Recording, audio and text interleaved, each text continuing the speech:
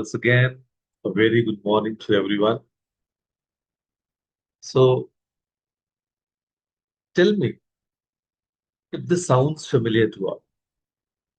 You've done the work, you've delivered the results, and someone asks, "What's your fee?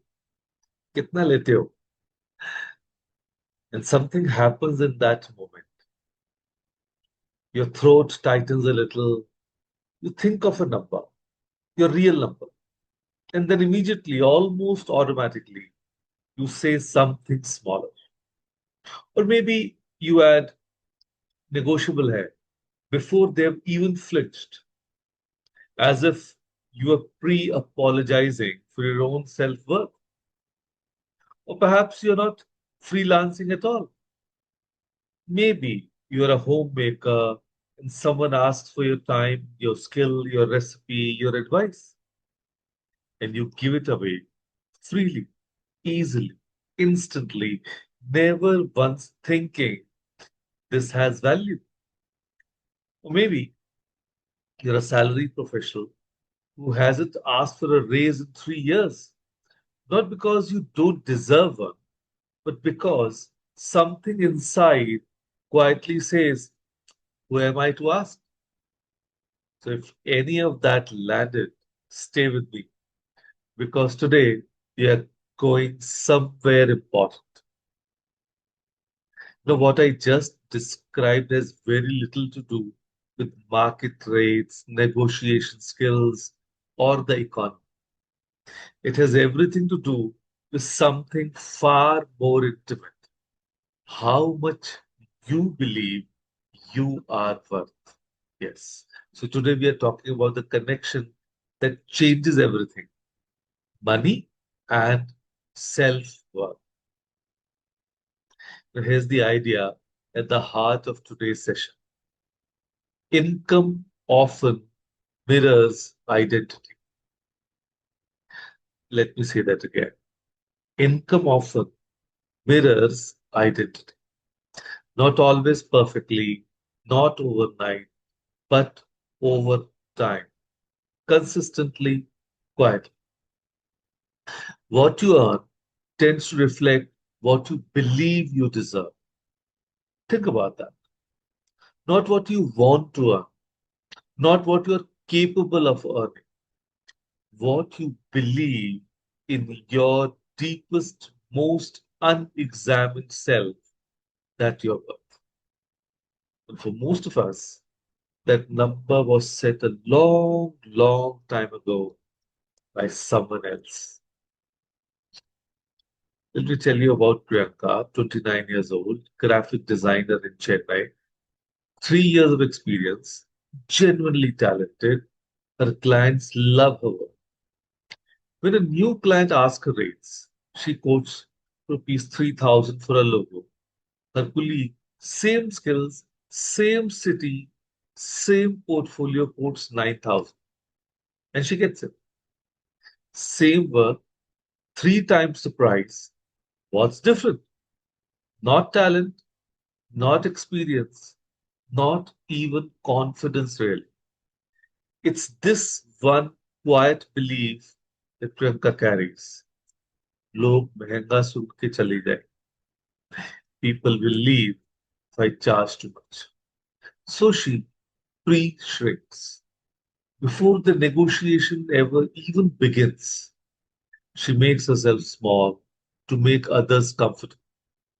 And in doing so, she accidentally tells every client, "My work is worth rupees 3,000."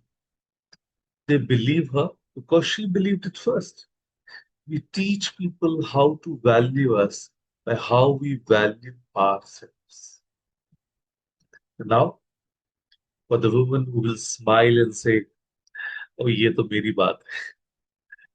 So, let me tell you about Savita. She's 42, homemaker in Nagpur, raised two children, manages a household, cooks, plans, organizes, solves, mediates, essentially runs a small enterprise. But ask her, "आप क्या करती हैं? What do you do?" And she'll say, The small apologetic smile. Oh, मैं तो घर संभालती हूँ. Just manage the house. Just that one word, just carries the weight of 100 unspoken beliefs that her work has no market value, that because it isn't paid, it isn't worth being proud of. She's somehow less than the people who earn a salary. She doesn't have a money problem. She has a self-worth problem. And it quietly bleeds into every financial decision she makes. Whether to ask her husband for money without guilt, whether to invest in herself, whether to start something of her own. And when you believe your contribution has no worth, you stop expecting the world to recognize it either. And for the men, yes, because I see you getting a little too comfortable thinking this is only about the women.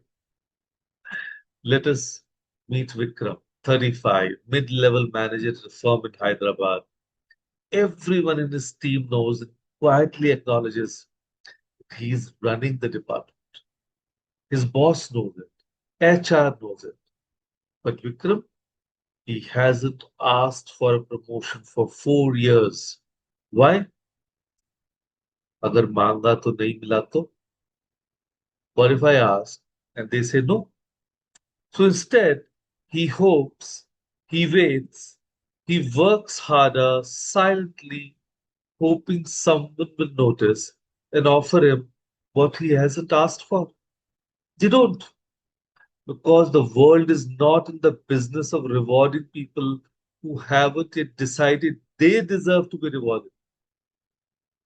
So Vikram's silence isn't humility, it's self worth dressed up as patience. The world tends to give you exactly what you ask for, and you tend to ask for exactly what you think you deserve. So, here's what all three of these people, Priyanka, Savita, Viku, have in common. Their outer results are a direct reflection of their inner standard.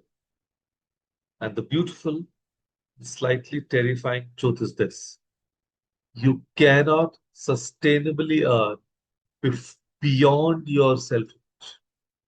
You can get a windfall, a lucky break, a good year. But if the inner belief hasn't shifted, you will find a way unconsciously to return to what's familiar. So this is why lottery winners go broke. This is why talented people stay underpaid. And this is why brilliant women apologize for their fees. So when you value yourself truly, deeply, specifically, others begin to value you too. Not because you became louder, not because you became arrogant, because something in your posture, your pricing, your presence quietly communicates. I know what I bring. I'm not available for less. That is not ego. That is self worth in action. So, I want to give you one exercise right now. And I'm going to ask you to actually do it, not just think of it. Complete the sentence. Yes, I'm sure you have pen and paper. Complete this sentence. I deserve to earn well because fill in the blank. Please write it down. I deserve to earn well because complete the sentence. Maybe it's because I work hard and I show up consistently. Maybe it's because I have skills that took years to build. Maybe it's because my family deserves financial security and I'm capable of providing it. Or maybe it's simply because I'm a person of value, period. Yes. Whatever your answer is, say it out loud. Not in your head, not in a whisper, out loud with your full voice. Let the universe hear it.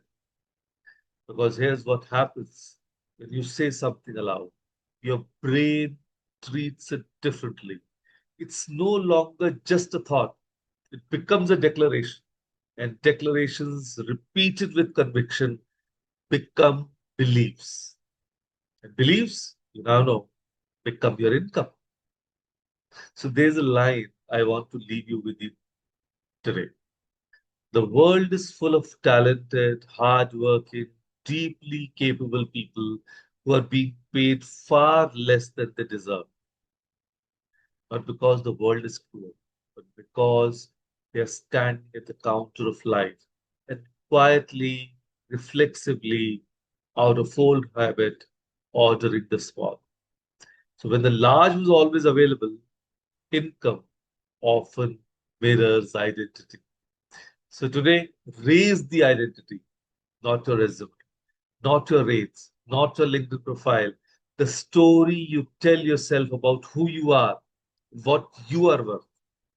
Because when that changes, everything changes. Complete the sentence. I deserve to earn well because. Write it. Then say it aloud with conviction, without flinching. And if it feels uncomfortable, good. That discomfort is the old belief making room for the new one. You're worth more than you've been charging. It's time you started acting like it. So, with that thought, thank you. Thank you, everyone, joining us today. Thank you.